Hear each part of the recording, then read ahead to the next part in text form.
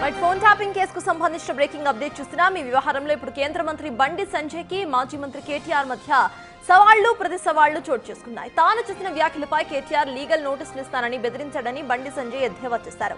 చట్టవిరుద్ధమైన పనులు చేసేస్తే లీగల్ నోటీసుల గురించి మాట్లాడడానికి సిగ్గుండాలంటూ ఎక్స్ వేదికగా పోస్ట్ చేశారు బండి సంజయ్. నువ్వు ఎప్పుడూ కూడా నోటీసుల వెనుక దాక్కునే పిరికివాడివి అంటూ కేటీఆర్ ను ఉద్దేశిస్తూ ఎక్స్ లో పోస్ట్ చేశారు. నీవు చేసే కోతి పనులకు ఎవరూ భయపడరు అంటూ పేర్కొన్నారు ఆయన. ఇక రాఖీ పండుగ కంటే ముందే సోదరుని ఎదుర్కోకుండా పారిపోతున్నావంటూ విమర్శించారు. తనకు వచ్చే 48 గంటల సమయం పక్కన పెట్టేస్తే త్వరలో మీ చీకటి రహస్యాలన్నీ కూడా బయటపడతాయని కేటీఆర్ ను ఉద్దేశిస్తూ ఎక్స్ లో పోస్ట్ చేశారు బండి సంజయ్.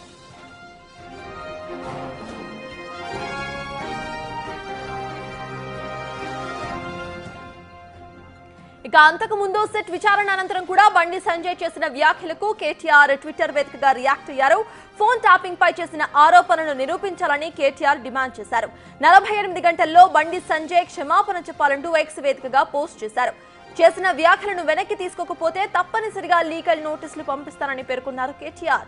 ఇంటెలిజెన్స్ విభాగంపై కనీస పరిజ్ఞానం లేకుండా వ్యాఖ్యలు చేశారని కేంద్ర హోంశాఖ సహాయక మంత్రి బండి సంజయ్ కు పరిజ్ఞానం లేదని ఎద్దేవా చేశారు ఆయన. చౌకబారు ఆరోపణలతో బండి సంజయ్ మరింత దిగజారుతున్నారని అసహనం వ్యక్తం చేశారు కేటీఆర్.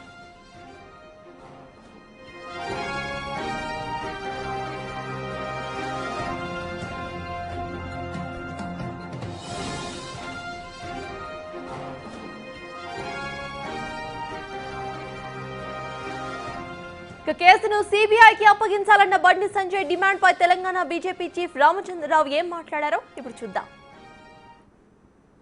కేంద్ర మంత్రి ఆయన ఒక అభిప్రాయం చెప్పాడు. సిబిఐకి ఏమన్నాడు, సిట్తో మాకు నమ్మకం లేదన్నాడు. తప్పేముంది? మేము పార్టీ కూడా డిమాండ్ చేస్తున్నాం కదా, సిబిఐకి ఇవ్వాలని డిమాండ్ చేస్తున్నాం.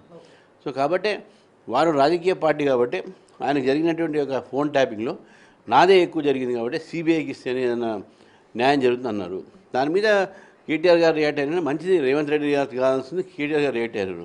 ఇద్దరు ఒకటేనా ఇప్పుడే తెలిసింది జనానికి. ఇక దీనికి సంబంధించిన పూర్తి అప్డేట్స్ మా ప్రతినిధి వెంకట్ అందించడానికి సిద్ధంగా ఉన్నారు.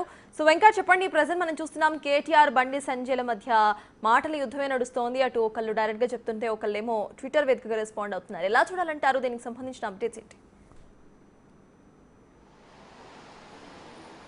సర్తాజ్ మొత్తం మీద అయితే ఫోన్ ట్యాపింగ్ అంశంలో ఇటు బీజేపీ బీఆర్ఎస్ మధ్యలో మాటల దుమారం లేపుతుందని చెప్పుకోవచ్చు. పొలిటికల్ సర్కిల్లో కూడా హాట్గా చర్చ జరుగుతోంది. ప్రధానంగా ఫోన్ ట్యాపింగ్ అంశంలో ప్రభుత్వ రంగాలతో పాటు ఇటు ప్రైవేట్ రంగాలు కూడా ఇందులో ఫోన్ ట్యాపింగ్లో ఉన్నాయి. ప్రతి రంగంలో కూడా ఫోన్ ట్యాపింగ్ జరిగింది.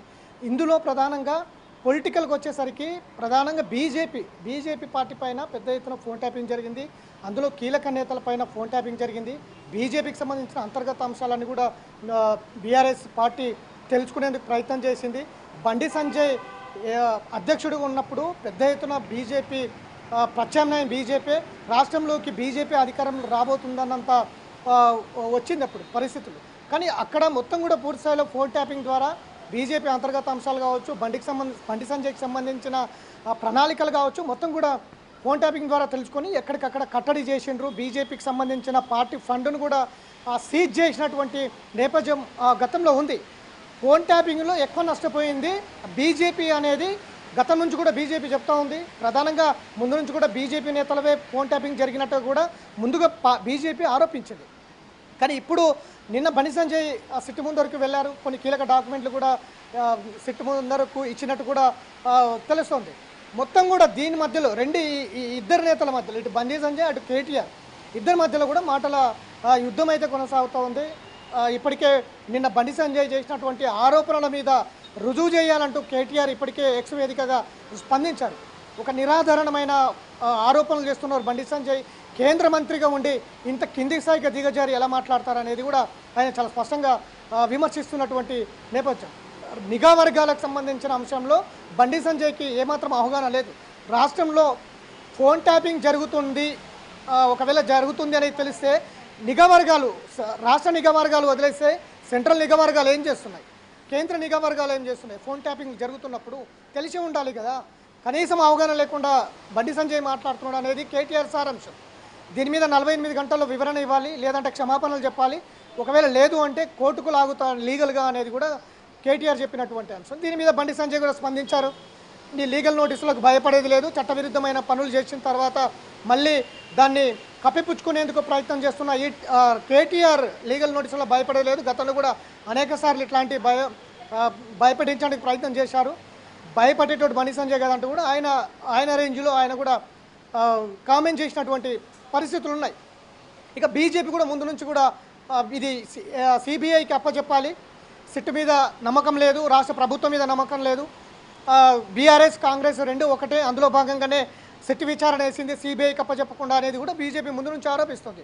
అంటే రెండో ఈ ఇద్దరు నేతల మధ్యలో, ఇటు బీజేపీ బీఆర్ఎస్ మధ్యలో ఈ ఏదైతే ఫోన్ ట్యాపింగ్ ఇప్పుడు కీలకంగా చర్చ జరుగుతుంది. దీని మీద బండి సంజయ్ కౌంటర్ ఇచ్చారు. నెక్స్ట్ కేటీఆర్ ఏం ఇవ్వబోతున్నారు? నిజానికి ఫోన్ ట్యాపింగ్ అనేది మొత్తం కూడా రాష్ట్ర వ్యాప్తంగా అడ్మినిస్ట్రేషన్ అంతా కూడా కొలాప్స్ చేసినటువంటి పరిస్థితులు ఉన్నాయనేది బీజేపీ ఆరోపిస్తుంది. అనేక మందిని ఫోన్ ట్యాపింగ్ చేసి అనేక కోట్ల రూపాయలు సంపాదించినటువంటి నేపథ్యం ఉంది.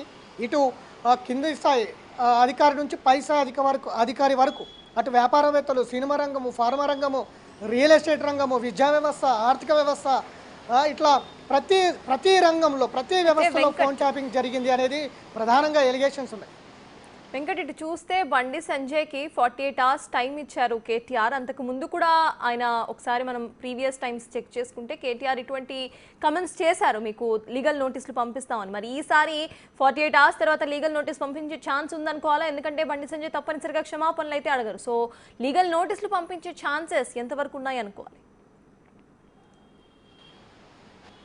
ఖచ్చితంగా అదే ఇప్పుడు ఉత్కంఠ కొనసాగుతుంది సర్తాజ్.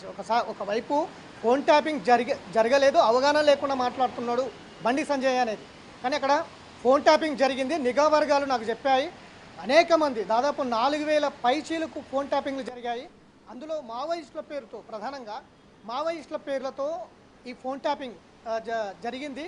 అందులో మావోయిస్టుల లిస్టులో ఈ ప్రస్తుత ముఖ్యమంత్రి రేవంత్ రెడ్డితో పాటు సొంత కూతురు కేసీఆర్ సొంత కూతురు కవిత, ఇట్లా బండి సంజయ్ కీలక నేత పేర్లు కూడా ఉన్నాయి. అంటే మావోయిస్టుల పేర్ల జాబితాలో వీళ్ళ పేర్లు పెట్టి ఫోన్ ట్యాపింగ్ చేసింది అనేది బండి సంజయ్ ఆరోపణ.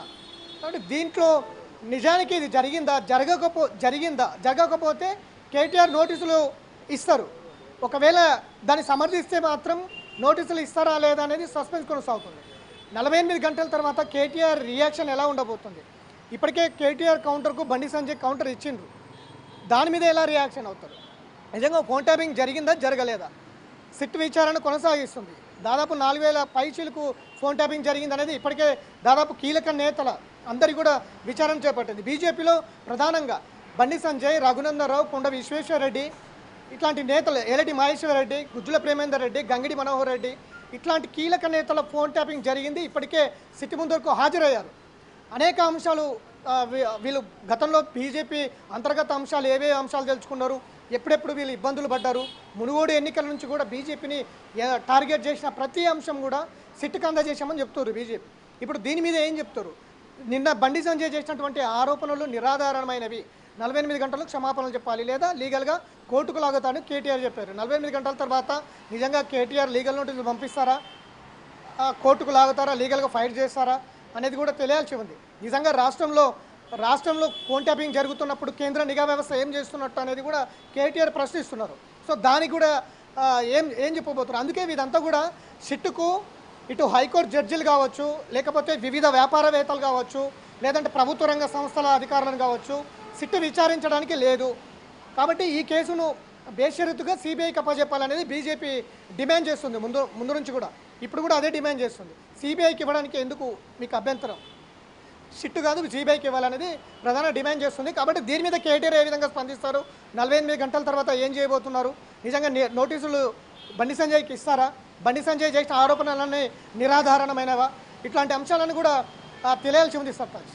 Right, thank you Venkat. CS మొత్తానికి ఇటు ఫోన్ ట్యాపింగ్ కేసులో నిన్న బండి సంజయ్ తన స్టేట్మెంట్ రికార్డ్ చేయడానికి వెళ్ళిన అనంతరం కూడా చేసిన కొన్ని స్టేట్మెంట్స్ని ఇటు కేటీఆర్ కోట్ చేస్తూ ఇమీడియట్గా క్షమాపణ చెప్పాలి, లేదంటే 48 గంటల్లో నోటీసులు సర్వ్ చేస్తా అంటూ కూడా కేటీఆర్ బెదిరించే ప్రయత్నం చేస్తారు. దానికి సంబంధించి బండి సంజయ్ కూడా ధీటుగా సవాలు విసిరారు. అయితే దీనికి సంబంధించి మరి ఇప్పుడు కేటీఆర్ ఇటు లీగల్ నోటీసులు పంపిస్తారా లేదా అనేది ఉత్కంఠభరితంగా మారుతాయి.